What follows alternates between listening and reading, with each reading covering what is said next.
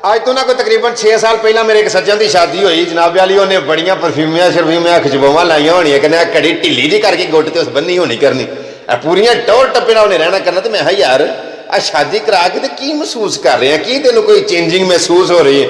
आंदा घुमन साहब शादी करा के ना तो मैं इंज महसूस कर रहा कि जिवें किसी सल्तनत का मैं बादशाह हाँ, कोई सल्तनत होए रियाया हो तो मैं वह बादशाह पूरी टोर टप्पे घर जाए ये वो फलां फलां। अगले दिन मैनू लभा भैड़े ज ना ट्रोजर जहा पाया, छेव वधी, वाल बिखरे हुए, एक कुछड़ एक ढाके, एक रेड़दा आए पिया पिया, 2-3 जाने नाल लेस।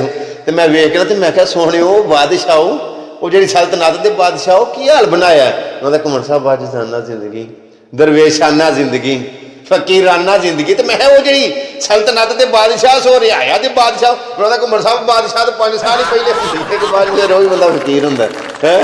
सुबह के तहत नशीन शाम को मुजरम ठहरे, मैंने पल भर में नसीबों को बदलते देखा है ना। अगले दिन एक सज्जन मेरा आंदा घुमन साहब घरदियां नूं आख्या कि मैनूं रजाई च ना ठंड लगती है, मैनूं रजाई च सर्दी लगती है, तो घरदियां नूं रजाई मिलती उत्ते एक कंबल सुट छा भी बच्चे नूं सर्दी ना लगे। हुण घरदियां नूं कौन दसे कि 2 रजाइयां सर्दी का हल नहीं, किवें बंदा मूँह खोल खोल के दसे। अच्छा मेरी एक गल सुनो, मेरे यूट्यूब चैनल का नाम है अवैस घुमन सियालकोटी। जो सारिया वीडियो वेखनिया ने ना तो यूट्यूब च लिखो अवैस घुमन सियालकोटी, चैनल को सबसक्राइब कर लियो तो बैल का बटन ऑन कर लो ताकि तुहानूं नवे तो नवीं तो सारिया मुकम्मल वीडियो मिलदियां रहन। फेसबुक तो सारिया नहीं होंदियां।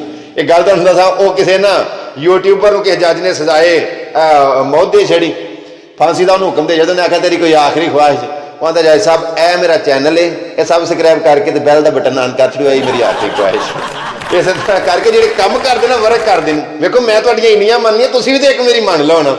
वो बाबा जी आंदे ने मेरी शादी हुई नवीं नवीं, बल्कि मैं ढुकन गया पहले दौर के जो सेहरे बन के लोग जाते होंगे सन, हूँ तो दौर ही नहीं ना रहा भाई सेहरे बन के घोड़ी चढ़ के जाना करना। बाबा जी आंदे ने मैं जो सेहरे बन के गया, ब्याह श्याह हो गया, रुखसती का टाइम होया ना, तो मेरी बेगम दियां जिहड़ियां चाचियां ताइयां सहेलियां मामियां फुफियां वो सारियां रोन लग पईयां। हूँ तो बीबी करूँ टुरदी रोंदी नहीं ना, आदमी सारियां रोन लग पईयां। तो मेरी बेगम ना रोए तो मैं उन्होंने आना इशारा नाल जो सी, मैं इशारा कराया भी तू भी को हल्का जिहा रो रहा लै, तू भी मठा सुमका समका। तो मेरी बेगम फिर भी नहीं रोई। आज जो घर आई ना तो मैं सेहरा चुकिया ना उतों, तो उन्हें घुंड चुका तो मेरे वेख के फिर ढा मार के रोई। पहला नहीं रोई फिर ढा मार। आ जिन्ने कुवारे ने ना सारे आंदे ने ब्याहे चंगे ने, एक घर तक ये भी उन्हें सच्चे ने, तो सारे ब्याह जोड़े आते हैं साढ़े नाल कुवारे चंगे ने। ना इन्होंने मुन्ने की टेंशन, ना मुन्ने के पैंपरां की, ना मुन्ने के नीडो की टेंशन, ना ताई सस मर गई या चाची सस मर गई या मामी सस मर गई या दादी सस मर गई या फूफी सस मर गई। और सानू इन्हों ये तो टेंशन है कुवारियां को नहीं। कुवारे रोंदे ने पैंदे रात के 3:30 बजे तक पैर नींगे नहीं होंगे, कल्ले करिए तो की करिए, सर्दियां नहीं लंघदियां पईयां। वो ब्याह आते हैं कुवारे चंगे ने, कुवारे आते हैं ब्याह चंगे ने। उन्हें सारे घरदियां ने गल आखांगा वेखो कुवारा एसोसीएशन वालों कर लाइए आखिर किन्नी देर तक